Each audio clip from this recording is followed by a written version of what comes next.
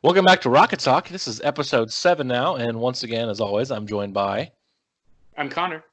I'm Johnny. Yep. So it's still coronavirus season, so we're doing a lot of social distancing. I don't know how much social distancing you guys have been doing, but with Animal Crossing just coming out, I'm sure Johnny's been doing that a lot. How much time have you guys put in it so far? I just got mine today because I have a GameFly trial, so I just started playing it 2 hours ago. I don't know exactly if there's a way for me to know now, because I know it'll track your hours on your profile after you've spent a few days playing it, but I don't think it's been out unless I'm like looking at it wrong. I don't think it's been out long enough for it to have like officially show me like how I think much it's 10 days. 10 days? Okay. Well, I'll know in 10 days, and that'll be a scary number of how many hours I've put onto it. But for now, I would say like estimating probably 20 to 20-ish hours, but maybe more than that. Jesus. Yeah, and I think I'm lowballing it by saying 20, so... Yeah, I'm excited to see with my friends. So, like, every time I log on my Switch, it's like, because I have about 30 friends on Switch. Oh, wow. One of them's not Connor, because he still has not sent me his friend code. But, yeah. I got to get on that. Like I'm so sorry. For me to get from Connor. But, I have about 30 friends on Switch, and I'll have roughly 5 to 10 on all at once. And of those, like, 5 to 10, all but one will be playing Animal Crossing. Yeah, I've got maybe 13 friends or so, and I today I saw 6 people online at once, and that is the most I've ever seen online at one time. And this weekend has been insane because everybody is either playing Animal Crossing or Smash Bros. Or Breath of the Wild. Like those are the 3 games that everybody is playing. Which there's no reason to really be playing like Smash Bros. Now as opposed to any other time or Breath of the Wild, but everybody is playing those 3 games. So. I have 2 friends. They both play Animal Crossing. It's Johnny and my wife. Well, you could have a third friend, but you haven't sent me your friend code. I keep forgetting how to do that because I'm never on the Switch. Next time, Luke, I go to Connor's house, I will send it for you. Cool. And then I'll give you Abby's too, so Abby can have another friend as well. Okay. But you besides and Abby, like share the same Switch? Yeah, it's my Switch, and then she'll use it. She mainly uses it for Tetris. She has, so just on her account, she has 60 hours on Tetris 99. Jesus.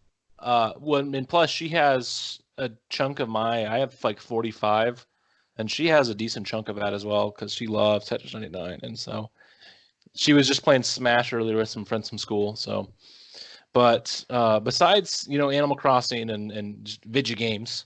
Have you guys been doing any other things like movies or TV shows during this, social distancing time? Oh yes. Well, yes. For me, my social Johnny distancing just actually. Right in there. Yep, I do. That's what I do. Sorry. Right. It actually starts today for me because my boss was like, "Hey, you need to start social distancing because we are closing down our work." And so I was like, "Okay." So I will be out of a job for 2 weeks at least. So for that time, starting tonight actually, I will start doing that. And I mean, I've kind of been doing that pretty much for the past 25 years of my life anyway. So like it won't be that different, but yeah, I'm gonna just catch up on a lot of my shows I've been falling behind on, and maybe watch a few I don't know, I might watch a few movies on Netflix. I play a lot more Animal Crossing, but yeah, well, just kind of the normal situation for me, really. Basically. I've been watching my third run through of Sherlock. With Benedict Cumberbatch and Martin Freeman. I absolutely adore that show. And then I've also been getting caught up on King of the Hill. So those are mainly the 2 things I've been going back and forth on. Very different shows. 2 extremely different shows. Yeah.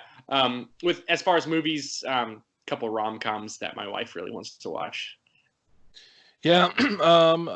So far, Abby and I haven't done too much. She's just been busy with school, getting ready with all the switching. But we did watch Black Panther last night, all the way through on Disney Plus, and that's the first time that I think that's the first time I've seen. Yeah, that's the first time I've watched it all the way through since I saw in theaters. I've watched parts of it here and there over the last couple of years on Netflix, but that was a lot of fun. Yeah, great movie.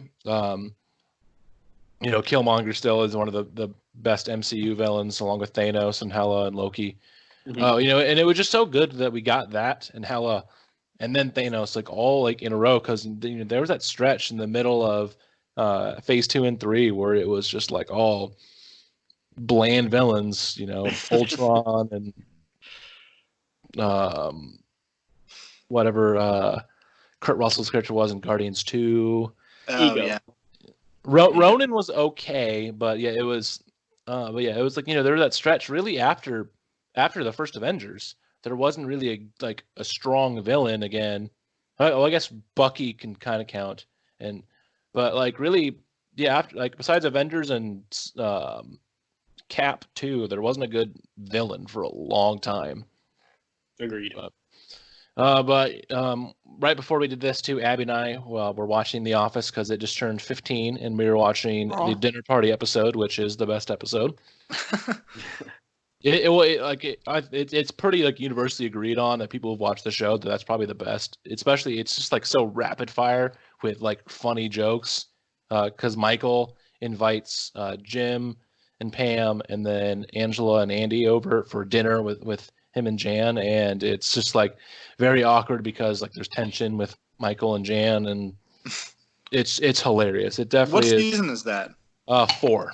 4. Okay, I might rewatch it tonight because I watched the entire Office in like 2016 or so, and I don't remember that episode entirely. So yeah, I'll have to go back and rewatch it. I have the time now. Season 3 right now, so I'm looking forward to that then. It's the one with the plasma screen that's like a 19-inch plasma. It's like the old TV Connor used to have. Yeah. But yeah, no, it's funny. We'll see. I'm still working right now, so I don't get as much social distancing as everyone else. We're pretty slow at work, so we'll see. But I have been messing around. NFL gave everyone a free trial of their thing called Game Pass, and so you can go back and watch any NFL game since 2009, and a bunch of them you can also watch over the last few years, a condensed version, so you can watch a full game in 40 minutes. And so I've had a couple of those. I rewatched the Minneapolis Miracle, a big Minnesota Vikings, probably their biggest game ever. And then I've watched parts here and there of a couple other random games. As much as I hate the Vikings, when I watch the highlights of that game, I just can't help but be like, "Good for you guys! That's an amazing." It was such a good game too because it was kind of a tale of two games. At first, it was like Minnesota was blowing out New Orleans, and it was like, yes, this is awesome. And then New Orleans came back and made it interesting and made my stress levels get unreasonably high.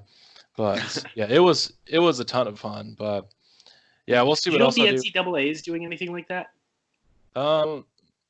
Not that I know of. They might. I'm sure I know channels are showing stuff. Like a bunch of the sports channels will be showing things over the next few months. With the Olympics getting delayed, I said today NBC should get all the athletes together and they should play Mario and Sonic at the Olympics against each other.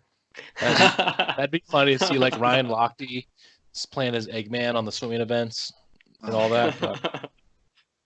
That's what the world needed was Eggman in a swimsuit. And Wario too. Wario in a swimsuit. Besides that, I also have been playing a little bit of Doom because I'll eventually want to try Doom Eternal, but I've been playing the last one because I have a PlayStation Now subscription, so I can stream these games and play them.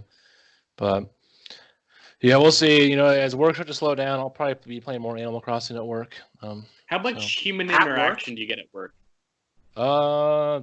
So I work during the day at the office I'm at. There's myself and then 2 other people that are up front. There's our GM, and then there's 2 to 3 guys in the back, depending on what time it is. So at a minimum, I'm interacting with about 5 people, and then any customers that may come in. But yeah, for the most part, I've only been interacting with about 5 to 10 people a day. Okay, so you're pretty safe. Hopefully. Yeah. Wow. Yeah, because we're an essential business because we're in the repair industry for vehicles if wheels get messed up. So we're still open, but there's not a lot to do. So when I am caught up on stuff, then I've just been playing Switch. And when I go on my lunch break, I just go to a parking lot, turn on the mobile hotspot on my phone, and then I just play Switch there. Huh. Noise. Yeah, it's been fun. But since there's not a whole lot of news going on right now in terms of the video game things besides delays. Well, I guess we did get the PlayStation info. But we can save that for next week when we also talk more about Animal Crossing. But we were looking for topics this week, and a perfect one was some of our favorite soundtracks. So for the listeners who don't know what all we did, we sent each other 5 of our favorite pieces of music from any video game, movie, TV show, whatever. And then we all listened to them. And so, we'll talk about all this now for our topic this week. So we're starting with Connor. Connor, your tracks, do you want to introduce the tracks that you sent to us then? Oh, yes, I would love to. So my tracks, I had 5 of them. I had Escape from the City from Sonic Adventure 2, the Warp Room music from Crash Bandicoot, unfortunately, the Wrath of Cortex. I have the menu theme from Crash Nitro Kart, sort of an unfortunate one. Then I have The Devil Went Down to Georgia, which was this is the version that we play when we battle Lou from Guitar Hero 3. And then David Glenn Isley's Sweet Victory, made famous by SpongeBob, the Band Geeks episode. Yeah, so I just want to know, I mean, like, it's a nice varied list. You get platformers, racing games, rhythm games, and TV shows. What made you pick all these? Like, why don't you individually go so why'd you pick Escape from the City besides the fact that it's one of the most iconic video game songs ever? Well, just that reason. I love that punk feel from the City Escape. It's the very first. I think it's the very first level in that game, right? Yeah. And I remember Well, playing chronologically, Eggman's levels first, but it's the first level on the hero. Yeah, it's the first level most people played. Yeah. Okay. Yeah. Nerd. That I don't know why. I think Tyler and I were just kind of my brother. For those of you who don't know, I have a twin brother named Tyler. And what? So he's right. It's mind-boggling. Shocking news to me. He and I, we kind of dabbled a little bit in video games, but we didn't play too often. And so it took us forever to finish this game because we would always just put it down and we wouldn't really pick it up for months at a time. And then so we replayed this game so many times because we'd forgotten what the first, few levels were like. So I think Sonic Adventure 2, I picked this one because 1, it's a bop, and 2, it's just like we got very familiar with that. Yeah, well, I mean, like there's a video, like if you watch any videos that really kind of dive into like what made this series successful with Sonic, a lot of the big things is when they made the original, they spent so much time with Green Hill Zone to make it like such a good impression, and then it's just kind of been a thing that for the most part almost every Sonic game's first level is one of the best in the game. Like you go through Sonic 1, it's obviously Green Hill. Sonic 2, you can argue it's probably Chemical Plant, but like Sonic Adventure, Emerald Coast is great. Adventure 2, Green Hill Zone is great. I'm not Green Zone, City Escape is great. So like all these games, they have really good first levels to set the stage. And this did this, and then it did it also too with its just fun music as well while you're in the city escaping. Exactly. I couldn't agree more.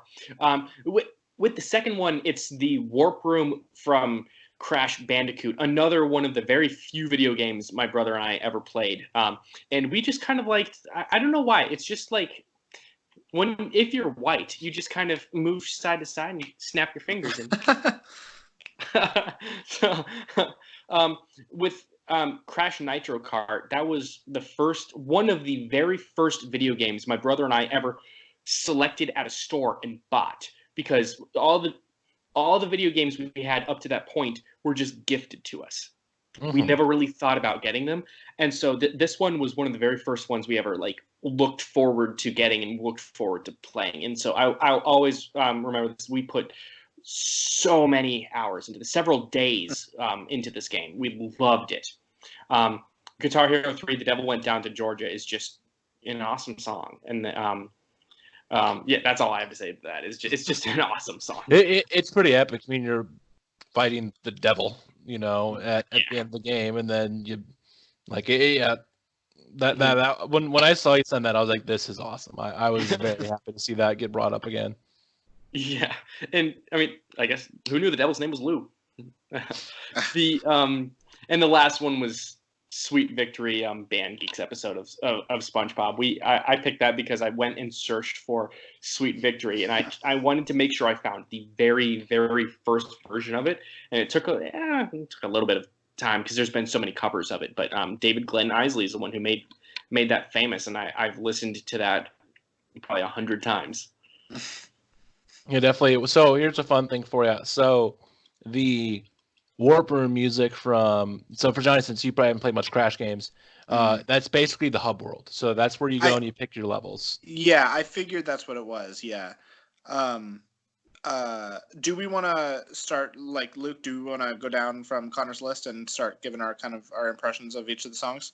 Yeah, sure. Yeah, go ahead. So you start, since you're probably the least familiar with these besides probably two of them. Escape from the City, I mean, like Connor said, it's a bop. It's a good song. It's an amazing song.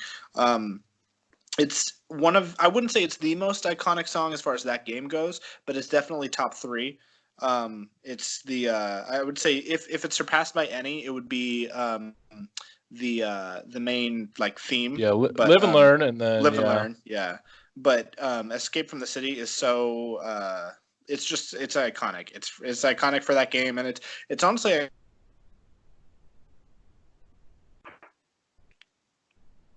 He froze up. Series, like one that a lot of people who are Sonic fans know about. Yeah, you cut out a little bit there, but. I did. Yeah.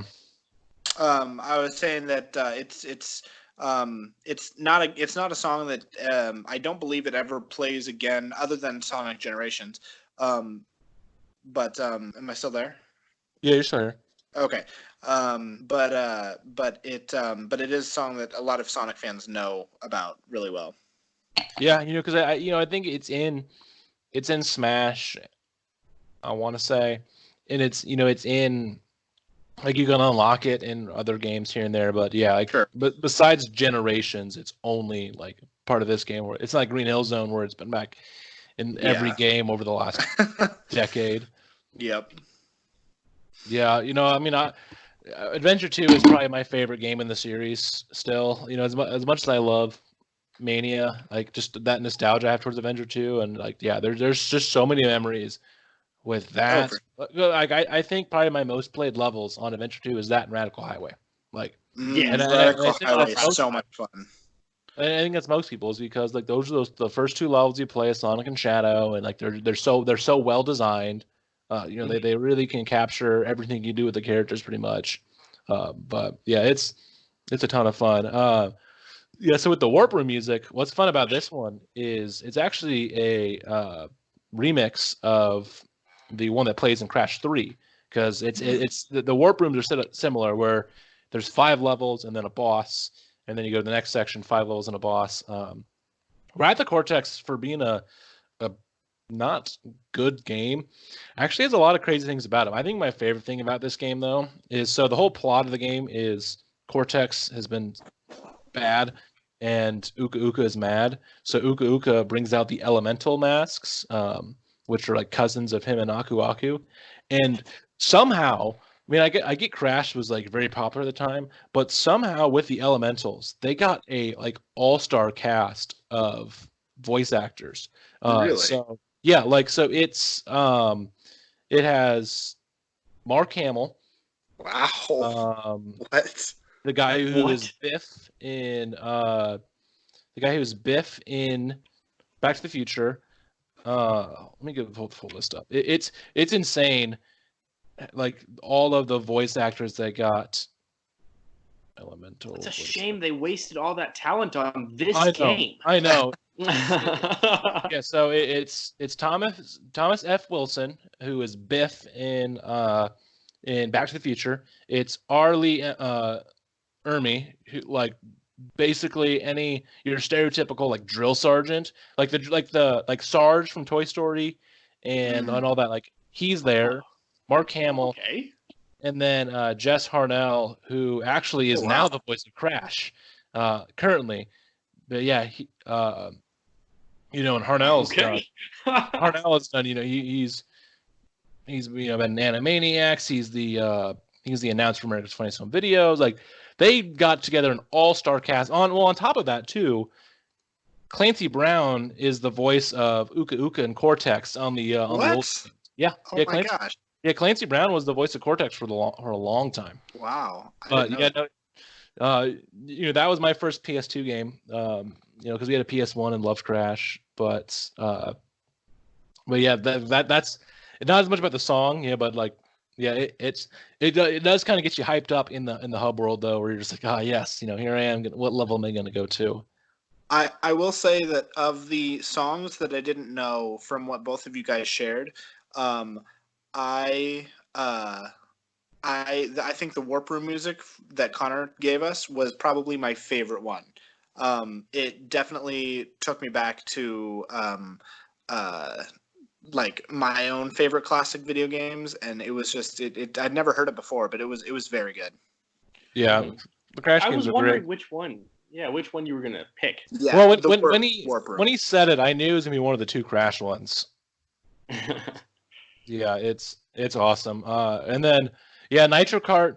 It's as someone who grew up with the Crash series, Nitro Kart was a step back from team racing, but it still is a fun kart racer. It's a step below, even another step below all of the Mario Karts and the Crash Team Racings and the Diddy Kongs. It's kind of that same group of like Team Sonic Racing, where it's like it's good, but there's a couple little things here and there that'd be nice to tweak.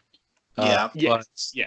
But man, that main menu thing is also catchy too. I played that game a lot on both the PS2 and the Game Boy, and so like right when you sent that, I instantly had it stuck in my head again for a long time until I thought of the songs I wanted, and some of those got stuck in my head.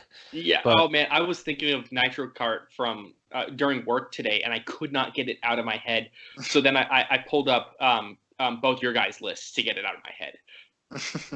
Nice. Oh man, yeah, Nitro Kart's a lot of fun, and what they did with the tracks, because they put all the tracks for Nitro Kart in the new Crash Team Racing remake, but they didn't put the main menu theme in there, and I was so bummed about that. But yeah, they like reimagined a few of the tracks because they had to switch a few things up.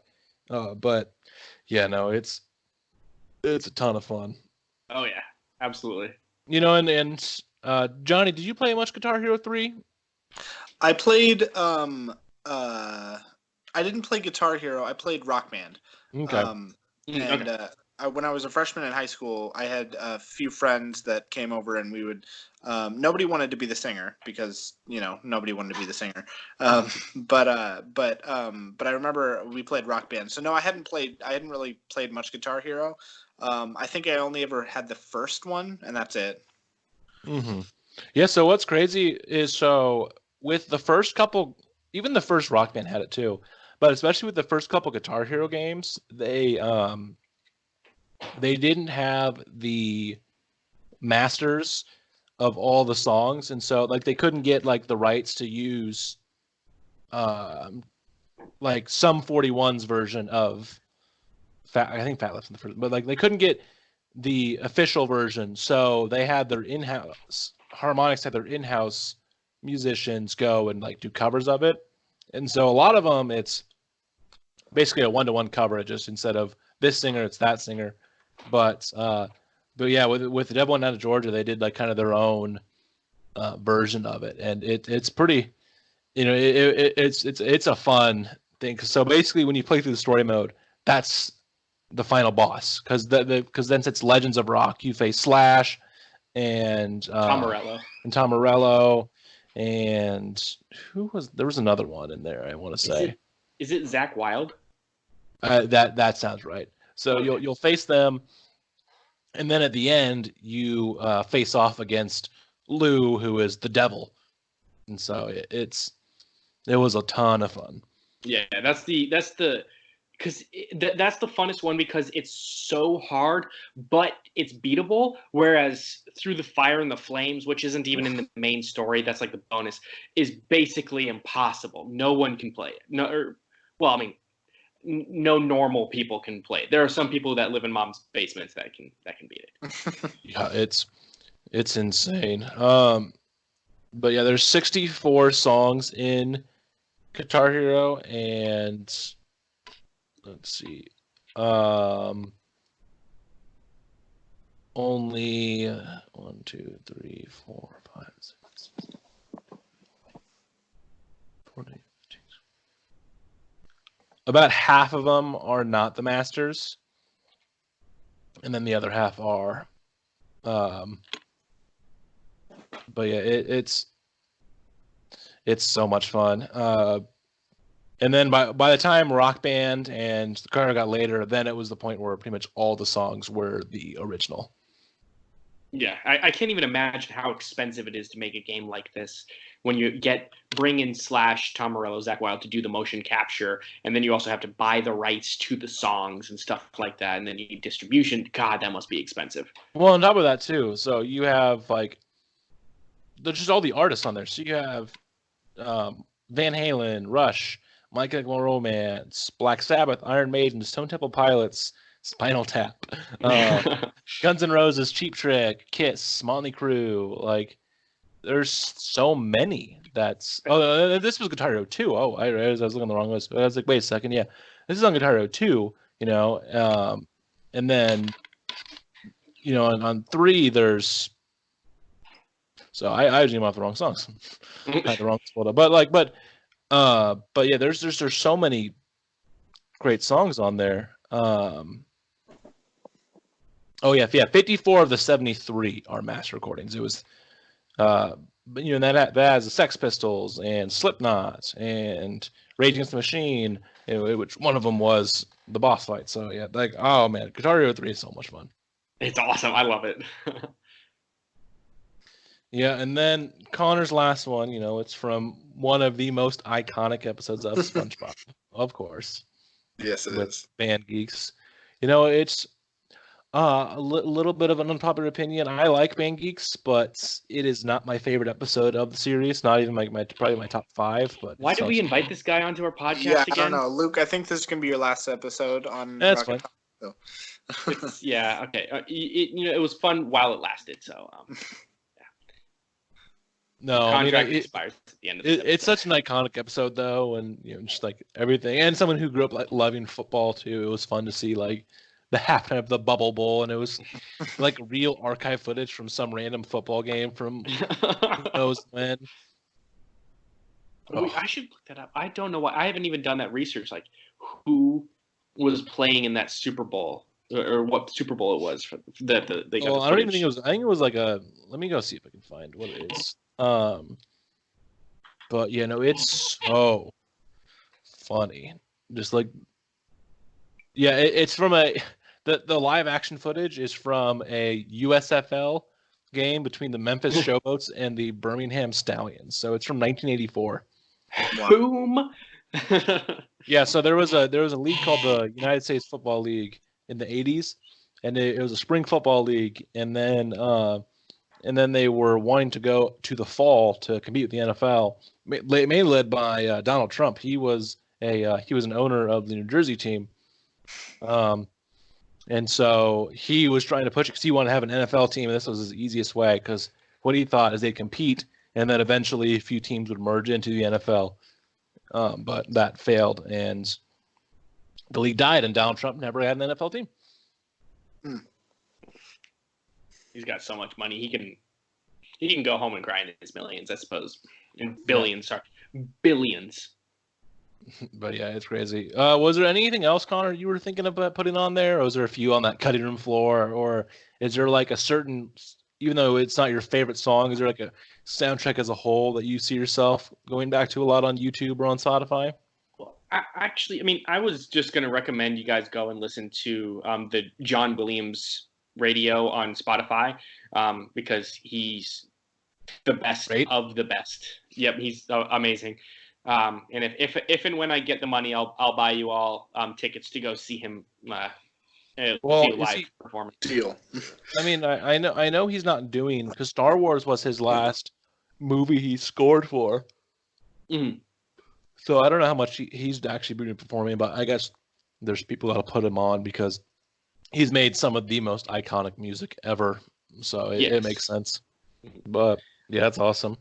Also, I was gonna include Pumpkin Hill from Sonic Adventure 2.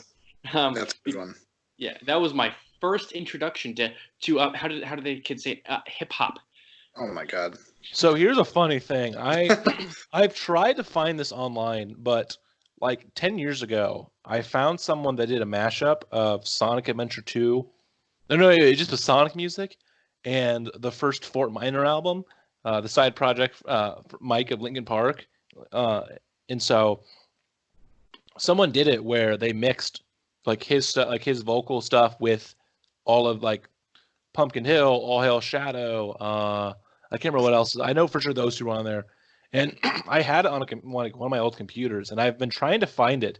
Every few months, I'll go look again, and I cannot find it for the life of me. And I'm so sad because it's just like, this should not work, but I want to find it. But, oh, man, yeah, that like Pumpkin Hill is so much fun, too. Yes. Love it. But I guess we'll move on to my tracks then. So I gave 6 because I gave 5 from a video game. I gave 4 from a video game, 1 from a TV show, and then there was a fan remix of a song from Sonic 06. I guess Luke thinks he's special and can offer 6 tracks when Connor and I are only offering 5. You could have done a bonus. This is why his contract is ending. It is true, yeah. But yeah. So the 5 I did was Frog Forest from Sonic Heroes, Engine Labs from Crash Team Racing, Moving On from Lost Season 6 is actually like one of the last things that plays on the show. The Last of Us theme from The Last of Us, the Gardens music from the first Little Big Planet, and then the bonus one was someone mashed up the Crush 40 and a regular version of His World with a couple other things here, like the result screen music and all that. But here I'll go. So Frog Forest, it was hard because I wanted to pick something Sonic-wise, obviously, like with it being my favorite series.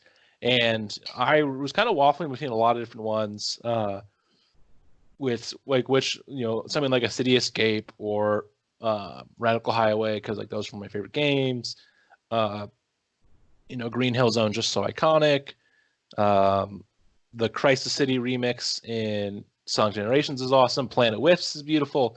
But I went with Frog Forest because that's always been one that I've really liked a lot since I first played Sonic Heroes back in 2004. And so that was an easy choice for me. And that's just one that it just like, it's one of those songs I can hear and I can just get like happy. It's in my head right now. Good. And then you'll hear it, and then you hear someone go, "Whoa, my head's spinning!" Whoa, my head's spinning! That's a lot of Eggman robots and all the other just banter these characters would say. And then Engine Labs, Crash Team Racing is another one of my favorite games as a kid, and that's my favorite level in the game. Engine is just very like mechanical. He's the one that has the rocket in his head. That's right. And so, like it's his lab, so it's very industrial. There's a lot of like toxic waste. It has this like mega turbo pad thing on it you go through, and so I included the original version, but I almost did the remake one because I really liked what they did with that as well to capture the mechanics. And then for Lost, moving on, I really liked Lost when I watched it like 10 years ago, and like that piece, it's so moving. It incorporates a lot of the sad moments of the show all into one long 7-minute song. and yeah, it's awesome.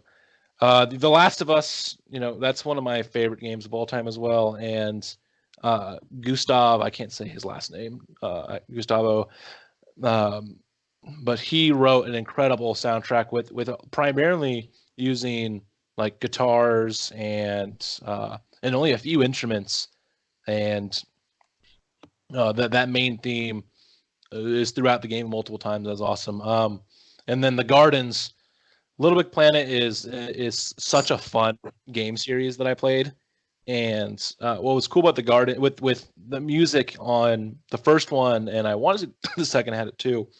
Uh, there was different like parts. There was like different like stems of the song. There was like the ambient texture, the percussion, the melody, and all that. And so the actual song is only about 2 minutes long, looped. But what they did on that video I sent is they slowly added more of the parts in when it looped back and forth. To then at the end, it has the flute, the guitar, the ambient percussion, and it's another one of those that I hear it and it just like gives me good vibes, just like Frog Forest does. And then the His World one, it just was fun. Like it was a fun mashup that I found as a wee lad. Do you normally listen to? Do you listen to soundtracks like on, like in a casual setting, or do you normally all the time? So actually, it's funny. So I make a playlist each Monday when I'm at work, and so I just throw a bunch of albums on there, just random stuff, and it'll be like I'll throw stuff from some of my favorite bands like Reliant K and Yellow Card. I'll go through albums I have saved, like I haven't listened to this All Time Low album in a while. I haven't. Or this band just put out, I feel like listening to some Blink today, so I'll throw all that on there. And then what's funny is I'll throw in random Sonic stuff in there here and there too. So it'll just be like you'll go like Blink 182, and then there'll be a bunch of stuff from Sonic 06, and then it'll go to I don't know, just like somebody else completely random. And so I'll have that playing while I'm at work. And it just the variety is a lot of fun. So yeah, I do that all the time. Or when I am when I'm reading, a lot of times when I'm reading that book about Sega and Nintendo, I just put the song playlist I have on shuffle, and then I need to go through and curate it a little more because I just like took like all of the soundtracks for like '06, Shadow, Heroes, Adventure 1 and 2, and so it has stuff like cutscene music and like some of those songs I don't care for, so I need to go and delete some of that. So it's more just like a master playlist of like some of my favorites. But all the time, at least once a week, I'm listening to something from either like The Last of Us or Sonic. Mm-hmm. That's awesome. So, like, I never realized there was so much on Spotify of the Sonic series. Yeah. So and then so you can actually add your own local files to playlists, and then if you save a playlist with it on the same Wi-Fi connection on your phone, it'll download. So I have a few extra things. Like I have the whole Sonic 3 and Knuckles soundtrack on my phone. Some of the other Sonic stuff from because they don't have the full generation soundtrack. They have none of the 3DS ones. And then some of the other bonus songs. So like it doesn't have the credits music that like does that medley of all the songs. Or the or like the rival battles with Shadow and like the remix of that theme. And so I have that, and another one I got recently is I downloaded the intro and then like the extras music from Sonic Mega Collection because vibes. But yeah, it is just great. But oh man, like Connor, I had a few other options that I thought of. One of the ones that I almost did is I almost just put a couple songs from Sonic 06 because I think out of all the games, I think 06 has the best soundtrack. But it's hard because like there's so many good soundtracks in the series. Oh yeah. But I think 06 has probably the strongest of them all because it's so varied and like there's for a horrible game that is definitely one that they spent all their time making the soundtrack good and the CG cutscenes. But yeah, it's honestly, it's a game that had like by far the most like potential, but it didn't. I mean, with the music, it obviously shows how good it could have been because how good the music was, and so like there's just so much that is wrong about it because I don't think it's necessarily a bad game because there was nothing good about it, but it's such a bad game because of how bad it is compared to what it definitely could have been. Like yeah, because Sonic there's 06 still could have been big issues. Like, yeah, it could have been something that like it could have been the Breath of the Wild of its time, you know. Definitely, yeah, it could have. Luke, you recommended a YouTuber to me back in college who talks about mostly Sonic stuff, but he also talks about specifically Sonic 06 and the potential of it. Who was that you recommended? That's a good question. I can't remember. That's been one that a few of the bigger Sonic YouTubers have done because like they've played it so much. I can't remember on that one off the top of my head, but I mean it is true though. Like I've said it before, like it still has its issues with its story. Like its story is still all over the place, but like if you fix all of the issues with it's being rushed, so like it's not super glitchy and it doesn't slow down and all that. Like the Sonic level design in that game is like some of the best in the series when the game cooperates with you. It's just the game doesn't cooperate with you a lot, you know. And I know one more element that's completely unforgivable from Sonic 06 is Omega's voice acting. yeah, but I mean that was like so Shadow was the first game that the new cast did, but that was like the first big one that everyone was in. And so, they were still kind of finding their footing, and and some of these actors were not good for it. Yeah, like, I mean, Omega. Sonic Heroes is what made. I mean, like I've talked to you about how Sonic Heroes is probably my favorite Sonic game, and Omega and Vector, both Omega and Vector, but Omega is one of my favorite Sonic characters ever because he's got a heart, he's got a personality, but you wouldn't expect that from being a robot. But he's in Sonic 06 and he has such a his voice in Sonic Heroes is like robotic, but still like you can tell that there's like some emotion there. But in Sonic 06, it's not there at all. It's like it's like completely like just stoic and robotic, and there's no character and no heart, and I know there's so many more things than just that, but that is the thing that graded against me for so long because of the voice acting in that game. And it was a different voice actor. I don't remember who it was that voice actor. It actually was a female for. Oh, really? Yeah, it was a female, and they used just the like a voice changer to give it that like robotic voice that made it sound like a male. Yeah, because what happened was they went and they split.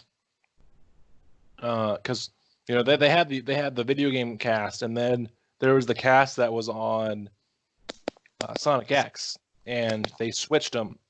So instead of it being John St. John, who was also the voice of Big,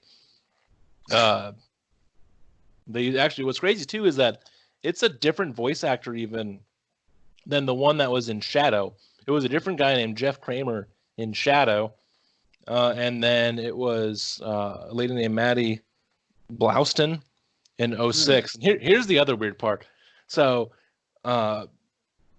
with archive footage, John St. John, the original voice, has also been the voice of Omega in Mario and Sonic at the 2016 Olympic Games, where the voice actors for it in Shadow and 06, their stuff was reused in the Winter Olympic game ones. So like you play a game and you can have the original Omega in his appearance in a game from 2015, 2016, whenever the Rio one came out. Where if you played a game that was almost 10 years earlier, it was a completely different voice actor. Wow. But 06 is so much fun musically, even if it's not. I was waiting for the end of that sentence. So, no, Connor, but there's enjoyments out of it. Connor, let's go down the line and let's talk about some of Luke's favorite tracks, the ones that he chose. Mm. Let's start with Frog Forest from Sonic Heroes. And like I said, like this is one of my favorite games, and so Frog Forest is, it's stuck in my head. It's such a chill track, and it's got such like a I- it's just such a relaxing song for a game that's like otherwise like really amped up and really, especially at that point of the game, like where it's like everything is getting crazy and getting a lot more intense. Like that's a really good world to kind of like chill. I actually I completely agree. When I was pulling it up on my phone, I've only played Sonic Heroes all the way through once, and that was in high school. I was expecting something like a little bit more, like Johnny said, amped up and ready to go. But when I got this more chill type of vibe from the song, I was pleasantly surprised. Absolutely pleasantly surprised. It was such a great song, I guess, just to chill to. And like the weather's been really good here in St. Paul the last couple of days, and the sun's been coming out. And so it's been, when I was listening to this, I was on my lunch break driving home, and I was just like, this is awesome. It's so peaceful, and yeah, and like that the whole so Frog Forest, it's it's like a jungle, and it's like sunny skies and lush green forests, and you're grinding on vines, and yeah, it's As one does, yeah. yeah, that's what I do.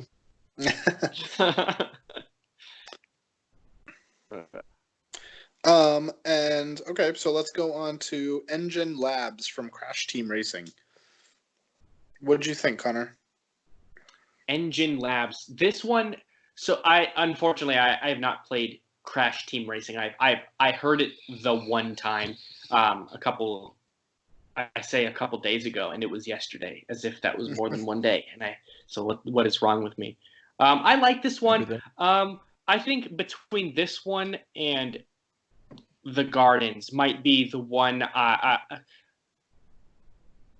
don't want to say forgettable, because that's not fair for the song. It's just I will remember remember the least, I suppose, until I play Crash Team Racing. Yeah, and that's part of more too, where that's not as much of a memorable track, because like it's more memorable also because it comes with the track, I think, too, which is fine. I mean, you're wrong, because Engine Labs, I can't remember the music from random good Mario Kart track. No, but I mean, like, honestly, the good thing here is that these don't necessarily have to be the best ones. They're just the ones that we. Well, no, not like in a general sense, but like the ones that are what mean the most to us. Like our favorite. Like our favorites are not necessarily the best. It's just like I take as best, like meaning everyone across the board loves it. But I wouldn't say that. I mean, I'm not a big Crash fan, but I wouldn't say that Engine Labs is like the best one that a lot of people can agree on. But you love it, and that's what's important. Screw what everybody else thinks. You like it, so that's why we're listening to it. Yes, exactly. Yes. All right, how about moving on? Did that make you boys sad?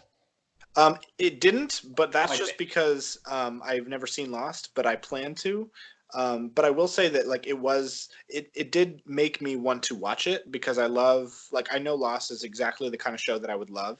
And hearing that, I was like, wow, I've heard music like this before, and it's always in like shows that I really love when like things are really sad, and I'm excited to watch it. So Michael Giacchino, who did the soundtrack, is also the guy who did the soundtrack for Up. So Wow.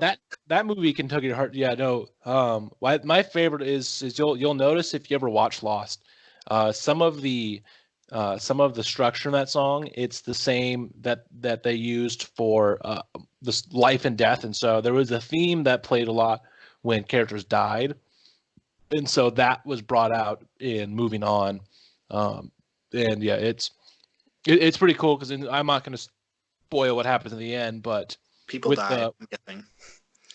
But with the last scene, like it with the last scenes as it's bringing the show to closure, it was a very nice piece, even with the ending that people didn't fully like. But it's It's good. Hopefully I think it's still on Netflix. I think it is. Yeah. But yeah, no, it's fun. It's definitely one you have to pay attention when you watch because there's a lot of things that won't make sense. Mm. And it's going to be a little rough in the middle of season 3, but just chug along. It gets, it's the middle of season 3 sucks. Like it's the weakest part of the show, but then like the stretch of like season 4 and 5 is incredible. It's like some of my favorite television I've ever seen still. I still need to see the rest of that show. I've seen all of season 1, and it was absolutely like it kept my attention so Well, like it was so good. Well, and it was like think about like shows like Game of Thrones and The Walking Dead, these like large ensemble cast shows can thank Lost for it because like Lost was and Lost did that on network television. It didn't even do that on cable or like a premium cable channel. It was doing this on ABC. And so that's what also made it so impressive is that like this was like this a lot of things about this show like is things that this would have been on HBO and it would have like been just as successful. But yeah, it's awesome. Yeah, I definitely like it. Definitely seemed like it was very like important to whatever was happening. But it made me excited about watching the show. That's for sure. I loved how what's the word I would use to describe the song? There's a little bit of mystery. Yeah, beautiful. But and there's like a little bit of mystery to it as well that I really, really loved. Yeah, it's great. Because I was thinking is like, okay, what about some non-video game ones? And there was like 3 from Lost that really popped in my head, and that one for sure. I was like, perfect. All right, let's move on to the Last of Us theme from, I believe it's called The Last of Us. No, that's from The First of Us. It's from Mario and Luigi Sticker Star or Paper Mario Sticker Star, whatever. Cool. I actually, in the middle of the song, I hadn't even completed the song, and I texted Luke. I was like, "This song is fucking awesome." Connor, I have to ask: did this song sound like the theme or the menu screen for Left 4 Dead 2? There was, I think there's plenty of overlap there. Yeah, there's definitely like the Last of Us like vibe, Yeah, because I mean the game is zombie-like creatures and Left 4 Dead zombie creatures, dark. But even more than that, there's kind of like it's zombies, but also like with like a southern sound to it. Yes. And like Left 4 Dead 2 has that, and Last of Us has that, and so it's like to mix those two things both in a video game is just like there's too many similarities, and so it was like when I heard it, I was like, wow, this is a lot like Left 4 Dead 2.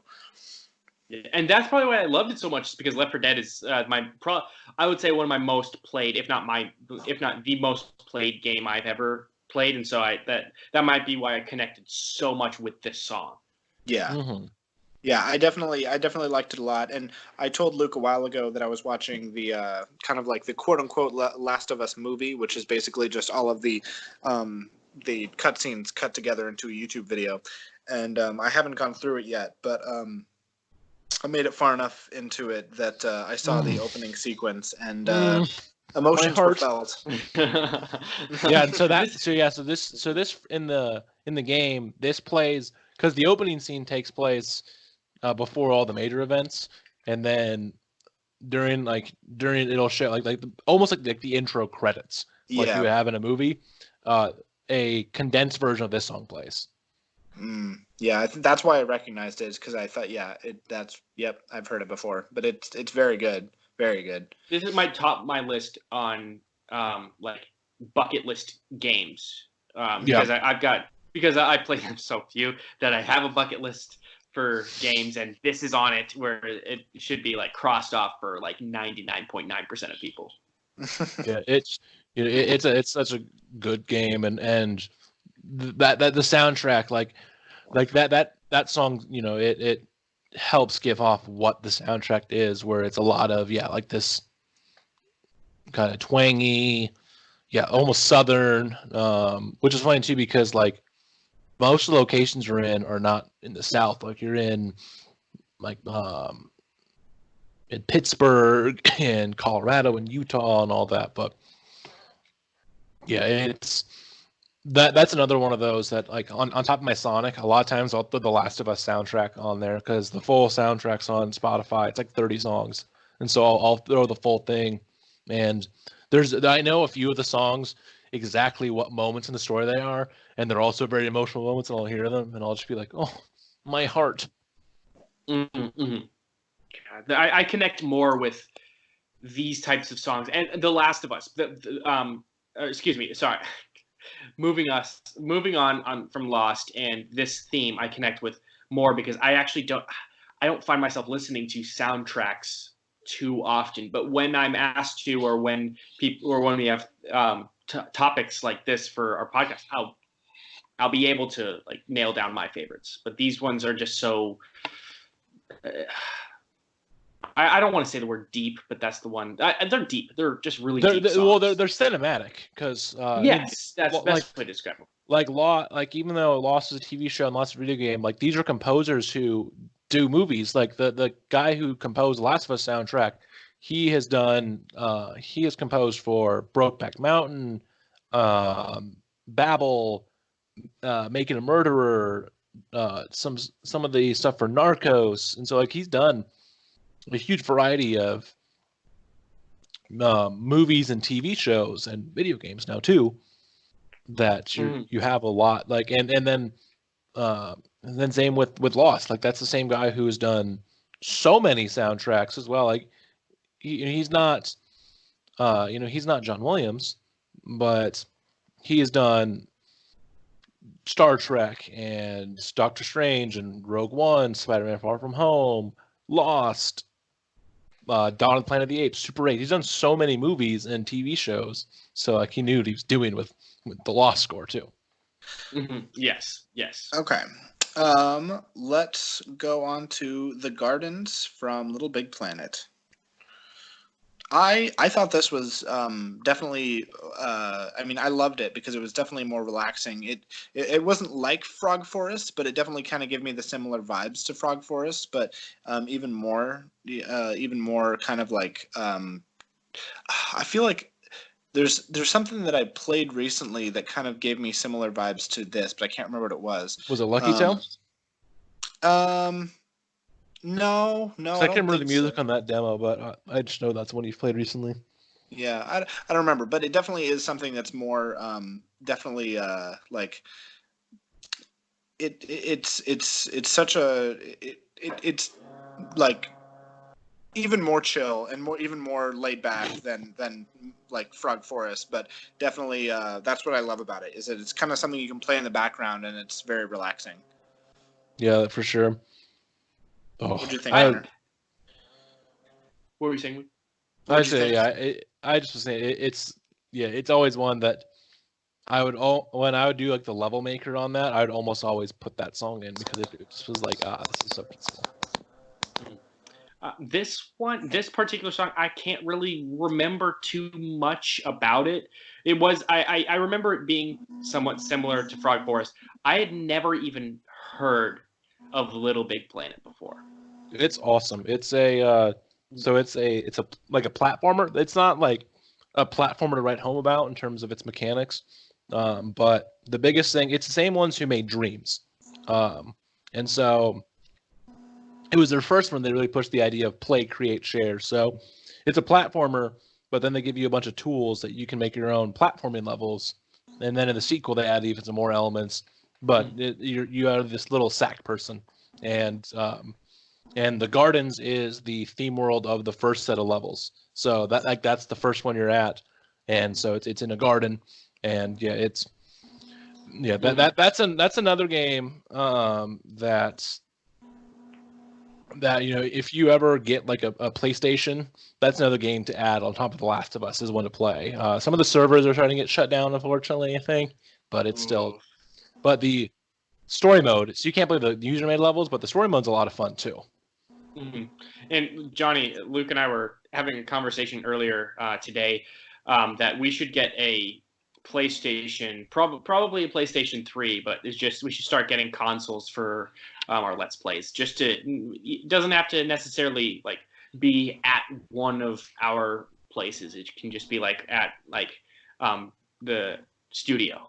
Yeah, Well, the thing for too, sure. if you get a PS3, so if you get a PS3, you would have access Sonic-wise. You would have access to Sonic 1, 2. Well, so you'd have access to all the Genesis games, Sonic 4, Adventure 1, Adventure 2, Generations. If you knew someone in Europe, you could get Sonic Heroes, '06 Unleashed, Generations. So you have and then the first 2 racing games. So, like just Sonic wise, and then you have The Last of Us, Little Big Planet. You can play any PS1 game, a few PS2 games. So like there's a huge variety of what you can play. Well, I have connections in Europe. Speaking of Sonic, the last song that you had was a remix of His World from Sonic 06. Yes.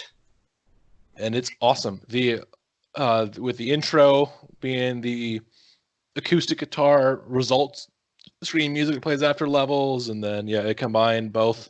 There's a couple times where it like doesn't fully mesh together, but whoever did this on YouTube did a really good job. I think. Hopefully you guys felt the same. I actually did not at my first listen. Then my second listen, I understood what he was going for. So my first listen, I thought, stick to a genre. What are you doing? Well, and then, I mean, that's kind of how the song was too, though. Like in the like they kind of do mix some like rap and rock together too. That's like what Zebrahead does. But yeah. Yes. Well, my second listen through, I thought, okay, put your head into the like playing Sonic mode and understand it's a remix. And so that I had so much more fun the second time I listened to by just being like just trying to like jam along to when it was like being like rap, and then it was moving on to like punk, like or then like garage rock or something like that. And it was because so much more Zebrahead is the band who it's the 2 singers of Zebrahead who did the theme, and then they did a full band version too, which is like faster and more of like a hardcore punk one. But like they mixed like hard rock and rap together, like what Linkin Park did and other bands. fun. But yeah, it also because Crush 40 did their own version of His World that gets forgotten about because it was like more buried. It's not like as prevalent as the Zebrahead versions are. Mm-hmm. Mm-hmm. I would Johnny? say this version I didn't like it as much as the original from the game, but I definitely see why it was appealing to you. I just I don't know. There's something about like the tracks from the game that they're in that just are the best version of them, in my opinion. Which coming up, I'll you'll understand even more that I like how I feel that way because of one of the tracks that I chose. Yeah, it's just it was a good one. His World is an amazing song, but I just wasn't a big fan of this particular remix. Oh man, speaking of remixes, this reminded me. This is the one I like to listen to because it's fun. There actually is one of those where I prefer the remix over the original. There's a remix like that's on most of the official soundtracks of Silver's theme of Dreams Absolution, and I'll find it and send it to you guys, and then the original because I feel like the remix was actually a better version of it. But We can do a compare and contrast. Exactly. But yeah, let's move on to Johnny. So his favorites. I want you to tell us what you got, Johnny. So I chose from five of my favorite video game series of all time, which are also Sonic is one of them. My first one is Breath of the Wild. It's Rito Village, the day version from Breath of the Wild. I have Rooftop Run from Sonic Unleashed. So all three of us have a Sonic music rep. Donkey Kong Rescued from Donkey Kong Country 2, and that is the credits theme. So once you beat the game, this is what plays at the credits. And then the final battle against Gruntilda from Banjo and Kazooie, the first Banjo and Kazooie. Well, yeah, it's Banjo Kazooie, not Banjo Tooie. Yes. Or the other Banjo-Kazooie games like Nuts and Bolts or There's no other Banjo Kazooie games, Johnny. Oh, okay. And Rogueport from Paper Mario and the Thousand Year Door. And Rogueport is the hub world of that, and so it's the one that you hear pretty much the most in the whole game. And hearing that theme, that track, is brings back just like hearing any of these really, except for Breath of the Wild, the Rito Village, the day version, because that's a newer game. But all the others bring back memories from when I was like a child and really young and just playing video games and loving life before bills were a thing and adulthood and coronavirus and so Yeah, true. we'll go back up to we'll go back up to Rito Village Day version from Breath of the Wild. What did you guys think? So I still haven't played Breath of the Wild. I know you keep telling me every time that I talk about Switch games I want to get.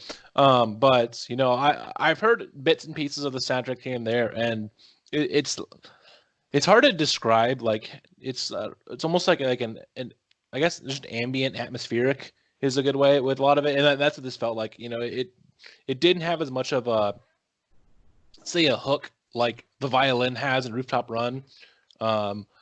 Just because it's more of that like atmospheric one, but it's from the little bit I've heard of the soundtrack that it was enjoyable. It's one that you'd see having when I'm like just wanting to be at peace with the outdoors on like a hike or something. Like I feel like that'd be like perfect for it, or reading a book or something. Even though people don't think that. So I don't know if you guys know who Jeremy Johns is, but he's one of my favorite YouTube movie critics, and he would describe Breath of the Wild soundtrack as not being very memorable because it's not. It's a lot of it is, as Luke would put it, atmospheric, and I think I disagree with Jeremy on it because I think this might be my favorite soundtrack from the Zelda series, because Johnny has showed over the last few years, he's shown me basically every Zelda soundtrack that there is, and I absolutely, what I love about Rito Village is that it's like, even though I'm exploring the village, it's still like this, the music wants you to take to the skies, as they're Rito, obviously. So it's just I absolutely loved this more atmospheric tune. It's because I also am playing this game currently, even though M's been hogging the Switch playing Animal Crossing. But when you should buy a second Switch then. I should buy a second Switch, and I should buy the Animal Crossing. Well, good luck with that one, because I know like all over the country right now, because of Corona and Animal Crossing, Switches are selling out. Yeah, but this I absolutely love this one. It's I would say that might be my second favorite one from this list, including my own. Oh wow. Yeah, it's Rito Village Day. It came out. The Breath of the Wild game came out a year before Luke and I graduated, and my final year of college, I had there was a YouTube video that was about an hour long, and it had a compilation of Breath of the Wild music, and this was like the third track, I believe. It was towards the beginning, and I remember every time I would want to study, I would listen to this compilation, and this song was on it. And every time that this particular song came on, I would stop what I'm doing and just like listen to it, because it was so good. And the music, like Connor said, is so good. Like, it's so good and atmospheric, and I think it's the best music that you can study to from recent games. But this song in particular was just so impactful and so like powerful, and the Rito Connor knows that the Rito are my favorite race. They're like bird people, and that's why it's like very calm, because they're very calm people. They're not really violent, and so like this being my favorite track based on a village surrounding my favorite race, and so many other factors. It's just a perfect combination of so many things that I love. So. Yes. Yeah, absolutely. And then moving on, you got Rooftop Run. So I know with like earlier you're talking about that this list isn't really always ones that like people universally agree that this is the best from this, but I think collectively most Sonic fans agree that Rooftop Run is one of the best levels, let alone, and then music that's in the series too. Like that's one where I like a lot of the music in the daytime for Unleashed. This Cool Edge for the ice country. I can't remember the name right now. Apatos with Windmill Isle. Like those are some incredible pieces. But man, just something about that the violin and guitar mix and Rooftop Run is just incredible. And then just like that stage is so much fun because there was that video Johnny sent in the chat too, which was funny because it was right after I watched it, where that YouTuber, I can't remember his name right now, Liam Triforce, where he went and like discussed like how music has been important for the series, and he talked about how that was like the thesis statement for I can't remember how to say the guy's name right now, but the composer that did the 06 and Unleashed soundtracks. Like this showed like, hey, give this man a violin and he's gonna go ham. And that's exactly what he did. Like it's been out of all the modern stages, it's been one of the ones that comes back the most. Green Hill Zone and Chemical Plant come back like every Sonic game now, but we've seen Rooftop Run come back multiple times now. Just in console releases, it's obviously in Unleashed, and then it's in Generations, and then it's also in Team Sonic Racing as well, as one of the tracks. So actually, that is one I want to ask you, Johnny. So you picked the Unleashed version. Is that your favorite out of the four versions, counting the 3 remixes? Yes, it's definitely my favorite. It partially because it reminds me of my own experience playing it and hearing it, but I just think in a lot of ways it's just the best one, and it's it definitely brings me back, like I said, and I spent a lot of hours playing that with my brother when I was growing up, and he would do the nighttime stages, and I would do the daytime stages, and you got lucky. I did. We didn't. We had a habit of beating the Sonic games by splitting up the characters in half, and so it would be, instead of having to beat the game completely, we'd only have to beat 50% of it, and then we would be good to go. And so I did all the daytime levels, and it was so much more fun, I think. I don't remember him having a blast playing that game, but I remember getting to Rooftop Run, and I was getting aggravated because it was kind of a tough level, but hearing the music go is just so nice, because it was it really helped make the game a lot more fun to play, because hearing that music is just, it's one of the best. I mean, it's why I chose it, but it's one of the best tracks in the whole series, in my opinion. Yeah, for it's sure. Like an anxiety-inducing party.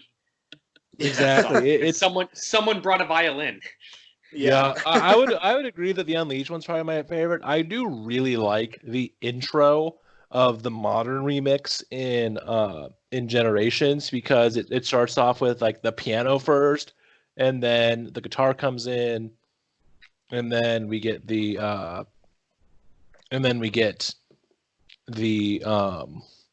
violins and all that. It is just so much fun. But moving on to the third one, then, would be Donkey Kong Rescued from Donkey Kong Country. I was waiting when Johnny started sending me the list. I was waiting for it. I was like, okay, I had an idea. I was guessing we're gonna get somebody from Banjo, somebody from Zelda, somebody from Donkey Kong, Sonic, and then so I was like, okay, where's the Donkey Kong one? And the Super Nintendo. It's, as someone who didn't have as much, growing up with the Nintendo stuff outside of a few Mario games, it is fun to hear some of these iconic game soundtracks too. It's this is one of them that I can't listen and say, okay, I can tell you exactly what this one was. I think part of it is because just I've heard my songs to death and Connor's to death, that the first time hearing these really today made it a little bit harder, but it still was. You can see it's the credit music basically. So it's the end of one of the highest rated games on a Nintendo console. Yeah. This song will forever take me back to when I moved in to that apartment with Johnny and Joseph something. Joseph That's Andrews. correct. Joseph something. Thank you, Joseph Andrews. You could tell I was really close with him.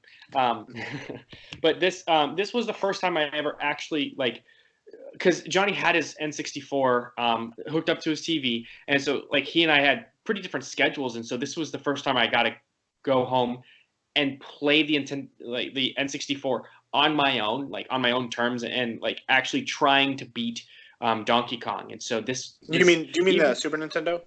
Thank you, Super Nintendo. I was saying N64.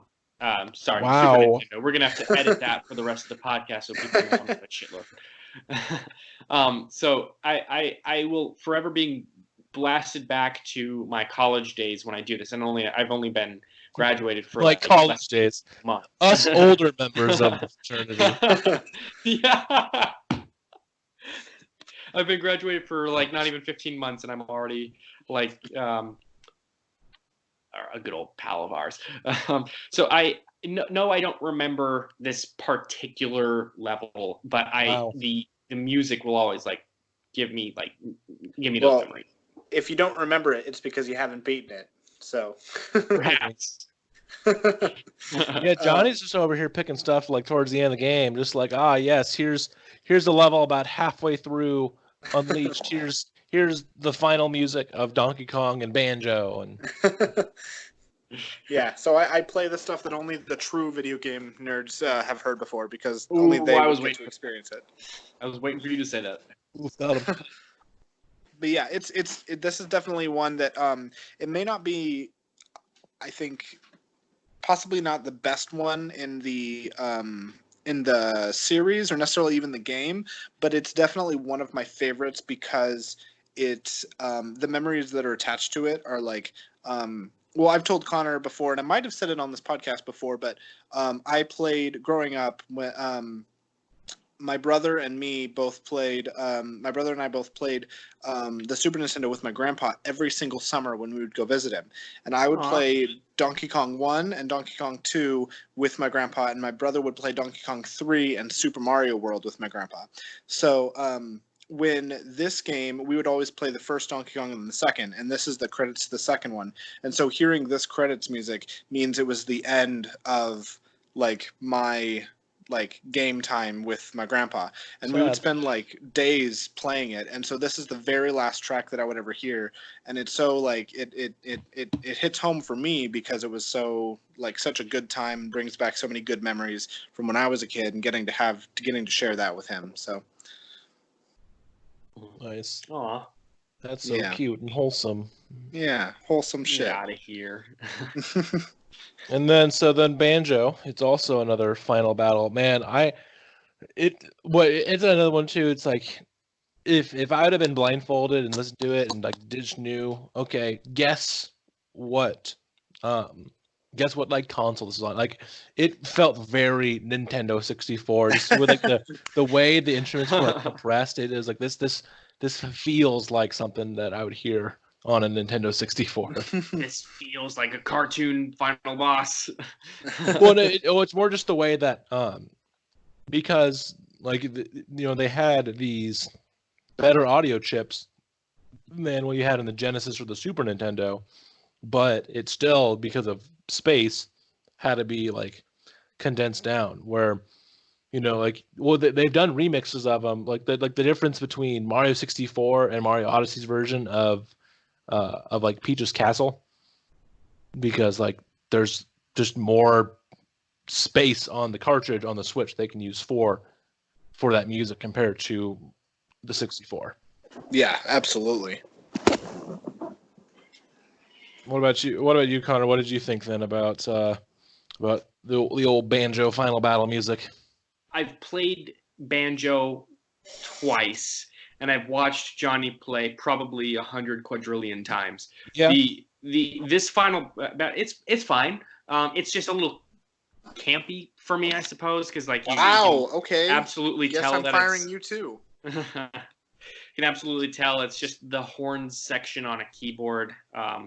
So it's it's just fine. That's all.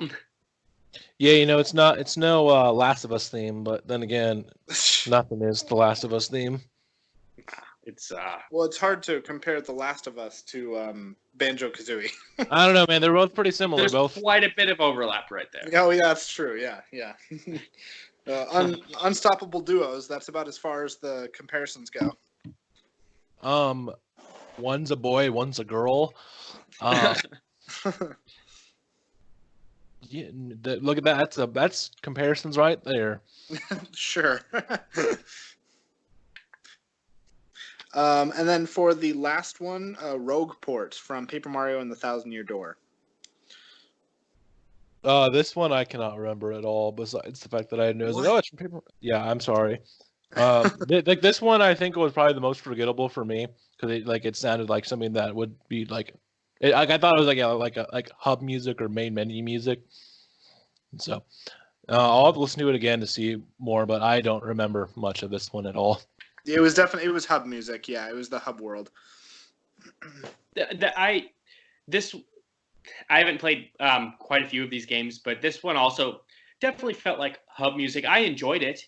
But I don't think I could break down specifically what I enjoyed about the music. Just I listened to it, had a good time. Okay. Well, you guys need better taste. So Like better video games, Johnny, like Crash Bandicoot and. I'm not saying it was bad. It was just I listened to it the one time. No, that's okay. I think that's part of it. Like I said with me too, like it's out of Connor's 5, the least that I've listened to out of those was The Devil Went Down to Georgia. Like I've played City Escape hundreds of times. I played Crash Nitro Kart hundreds of times. I played Wrath Cortex a bunch of times as well. It's Band Geeks. It's like one of like the most iconic episodes of SpongeBob. So like I've seen all these where these ones. It's like I knew all these games and I've heard stuff from most of these games, but I don't have as much with these, I guess. And so, yeah, I've only listened to some of this stuff like once or twice, and so I just need to listen to more. Mm-hmm. I will say that for Rogueport, it was this one also. A lot of this, like I said, it just brings back a lot of the nostalgia. And for this one, it's like Paper Mario and the Thousand-Year Door. Connor's heard me talk about it before. It's the best Paper Mario game by far, and it's one of the best GameCube games in general. It's just got a great adventure. It's got a lot of great story. It's funny. It's it's just got a lot of good stuff about it, and it brings back those childhood memories. So. Yeah, that's what, and like I said, it's a hub world. So if anything's going to remind me of the game, it's going to be the one that you visit the most.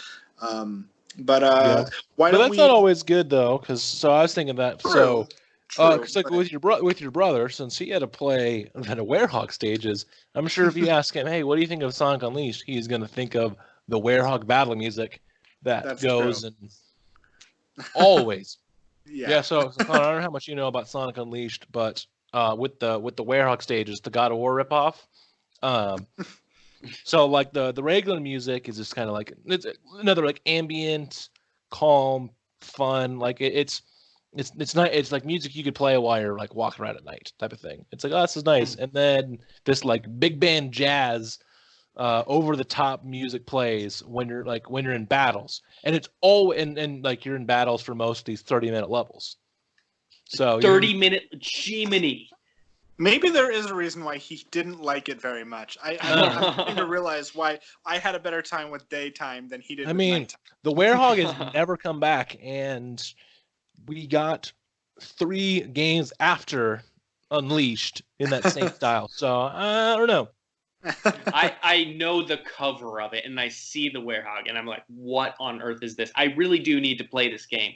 For the Unleashed, well, it was a huge step in the right direction because that was the first mainline game after the disaster of 06, and it was a nice step because it was still a serious story, but it wasn't like over the top. It still was like childish and cartoony. Yeah.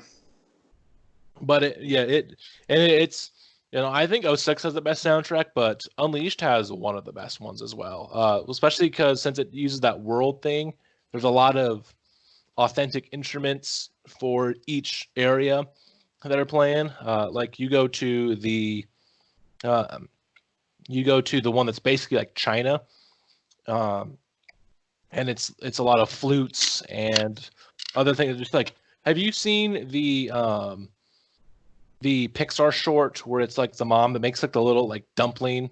Yeah. And it's actually like Yes. her play. Like, Oh, I love that one. so like that same like style of music is like the same music that plays in the hub world for the China like part of the world.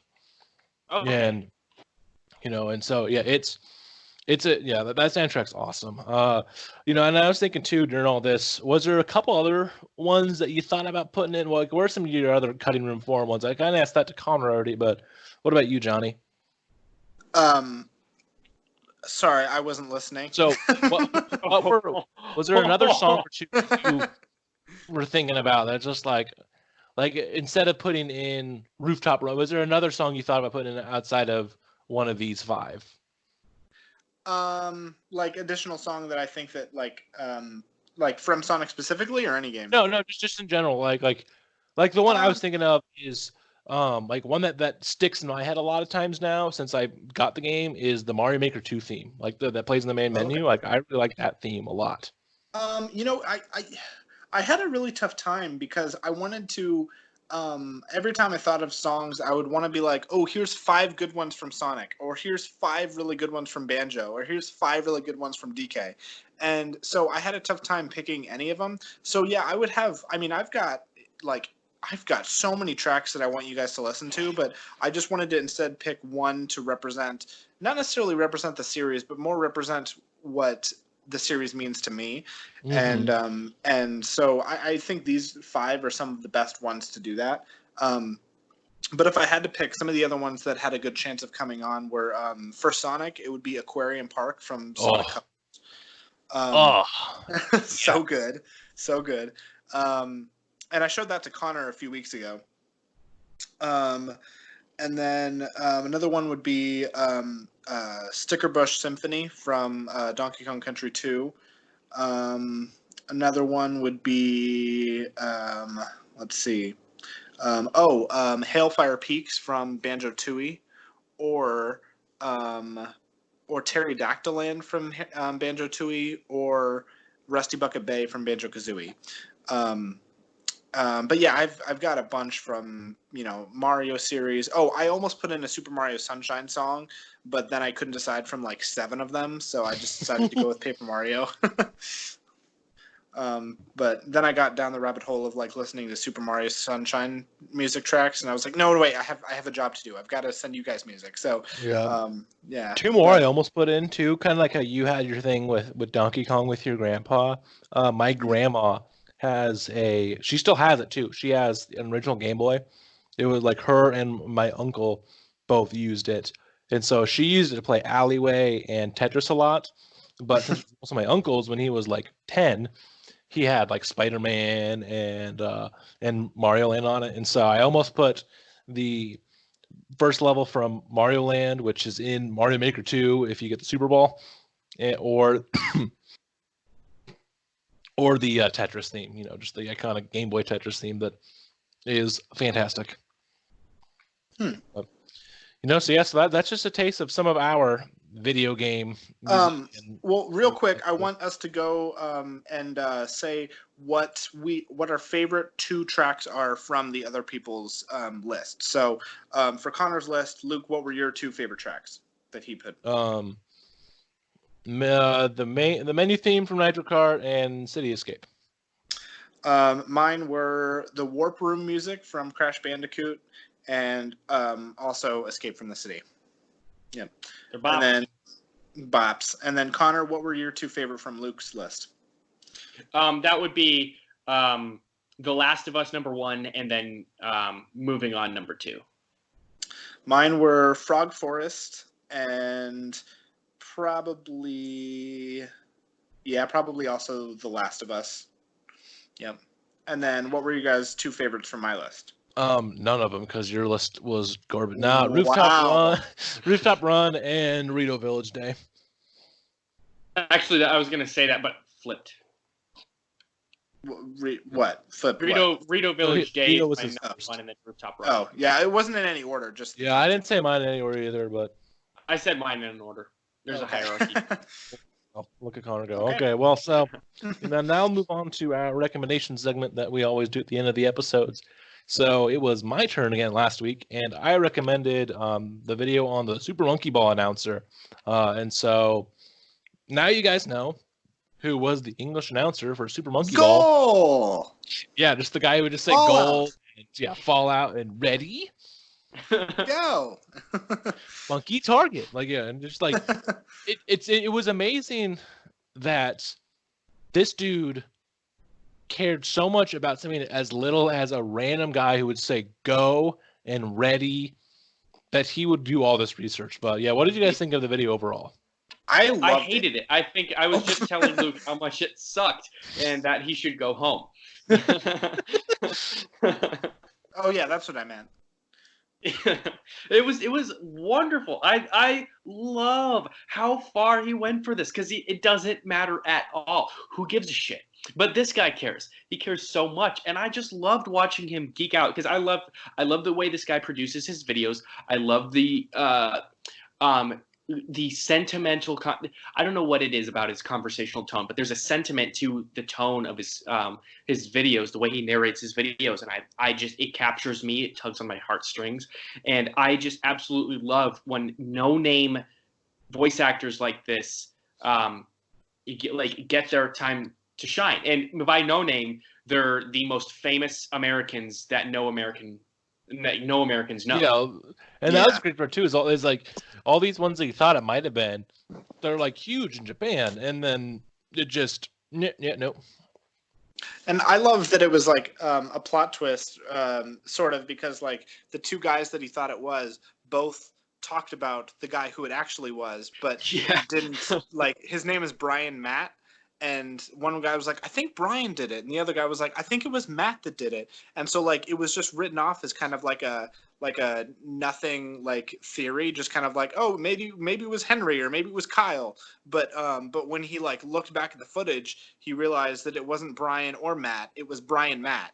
It was like if it wasn't Dylan, it was Dylan. No, it was Dennis. And it was Dylan Dennis.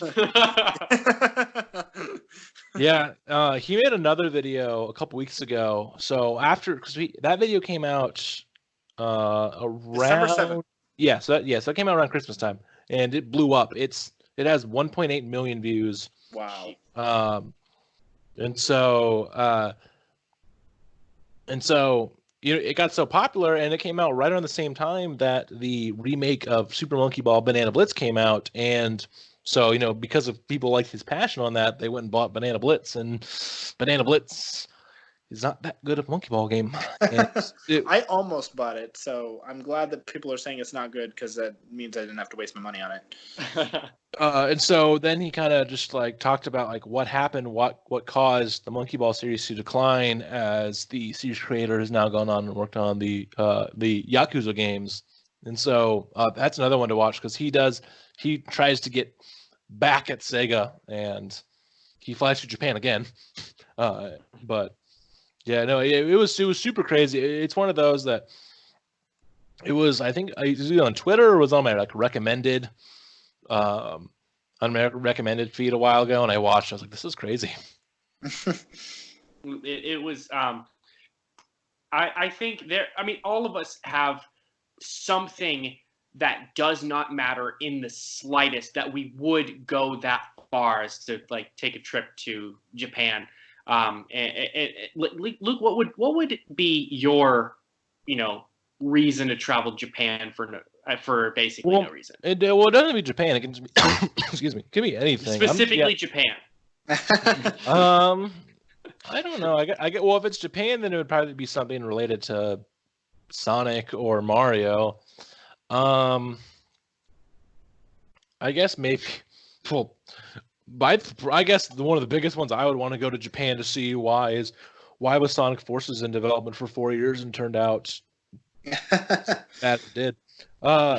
Yeah, or just maybe like what was on the cutting room floor for something like 06 or potential Adventure 3 or anything like that. So you'd want to like sit in on those meetings. I guess so, or be able to go and find all that stuff that like no one like, because let's say they've planned for an Adventure 3 that's not 06, because 06 is like essentially an Adventure 3. Like if there ever was thoughts of an Adventure 3, like what do they have? Like what's out? What were their plans going to be with this? So you'd want to would it be kind of like an investigative journalist kind of thing if you were to make a video out of it? Yeah, probably. Awesome. Johnny, what about you? That's a good question. Like I would want to know like the ins and outs of why certain games got canceled, or why like whose idea was it to sell Rare to Microsoft? Microsoft was like money, and Rare was like, okay. I mean, well, that one makes sense though when you think about it. So Microsoft was getting into console business, but I guess I like, or I would just want to talk to some like old Rare employees about like the history behind, or like some of the progress that was made behind certain games, and like some of the truths that could be uncovered, and learn about certain things that might have happened in these games that are never going to come to fruition. Like Donkey Kong Racing was going to be a thing, like kind of a pseudo sequel to Diddy Kong Racing, but it was going to be all DK characters instead of like random characters like Timber and Tip Top. Banjo. Well, Banjo, yeah, but Kazooie wasn't even that. But yeah, I'd probably want to know about some like canceled games and that kind of thing. Yeah. Connor? I would say probably I would just want to sit in on, if they were to have a meeting on making another Left 4 Dead game, I'd want to sit in on it, and I'd want to see like why they haven't made one so far, and why like where they would want to take the series. Any Valve thing. So they just, because it's like they just put out the VR Half-Life prequel, Half-Life Alyx, and that's like the first single player release they've done in like a decade. Like it's insane. Like what? Yeah, like what? I mean, I get that they're making all this money from Steam, but like Valve has given us some of the greatest games ever. I almost put some stuff from Portal 2 on that list, and it's just like they made some of the greatest games ever with Half-Life, Portal, Left 4 Dead, and then they were just like, we're not going to make a game for a while, and then they make one, and it's like apparently one of the best VR games ever. And it's just like it blows my mind that like, as far as I'm concerned, Left 4 Dead is a successful, like both of them are successful games. So why not more? But I mean, you guys know video games. Maybe they didn't do so well. No, I know they did. It's just that they make more money because Valve owns Steam, which is like the App Store or the Nintendo eShop for PC games, and now we're starting to see a few others like Activision, EA, Ubisoft having their own. But like for the longest time, Steam was like the only place really that you would buy your games at. So like if you were buying a digital version of your games, it was on Steam. Yeah. So they make all their money from that. That's so weird that they would stop the game production though for it, like actually making it. I mean, I understand why, but it's just like I want more games. Yeah. Okay, so Connor, what would you rate this Super Monkey Ball video by Nick Robinson? I would rate this probably a good 10.5 out of 10 trips to Japan. All right, I would rate it 9.5 out of 10 seemingly unsolvable mysteries. There you go. Why do you hate it so much? I would definitely give it 10 Dole banana bunches out of 10. Because in the original 2 Monkey Ball games, they had to deal with Dole, and so the bananas have a Dole brand sticker. That's right. Yep. All right, Connor. Connor, it's your turn to give us a recommendation. Oh God, this had better be good, otherwise I might not get invited back. We already lost one guy.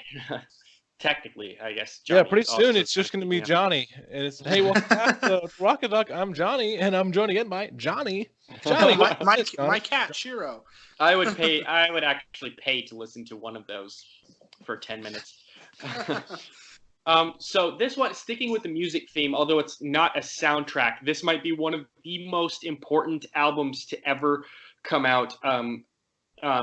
I guess amidst the height of the Vietnam War, and so it was released May 21st, 1971. I am recommending you guys listen to Marvin Gaye's "What's Going On." I listened to this song actually in the last, I think, 4 or 5 times in the last like 2 months because I've just been, I don't know why, I've just been in the mood for this, and he's definitely touching on, at this time there was a bunch of protest songs coming out, but it was mostly in the folk scene in Greenwich Village with mainly Bob Dylan. But this one was, I would say this is the times they are changing, but for Black people back in the 70s. And he wasn't afraid to touch on war. He wasn't afraid to touch on his own drug abuse, and he wasn't afraid to touch on some people can't make rent, and that's just life.